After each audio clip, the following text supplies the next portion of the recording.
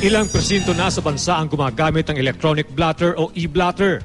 At kamakailan, sinimulan na rin ang paggamit nito sa Camarines Sur. Sa computer na pinapasok ang mga report at sa pamamagitan ng internet, maaari nang ma-access ang mga report mula sa iba't ibang bayan. Malaking tulong daw ito dahil direkta nang naipapadala sa Provincial Police Office ang mga impormasyon mula sa mga Municipal Police Station.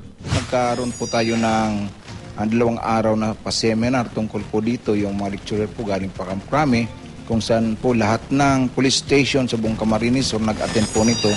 Maliban nga raw sa e-blotter, gagamit na rin sila ng e-road at e-warrant kung saan nakatala ang mga litrato at records ng mga wanted at naaresto ng mga suspect. Papadali niyo po yung pagko-consolidate ng mga report galing sa istasyon. Yung pagkuha po natin ng record, napakadali na kasi kisa po doon sa dating pasistema natin.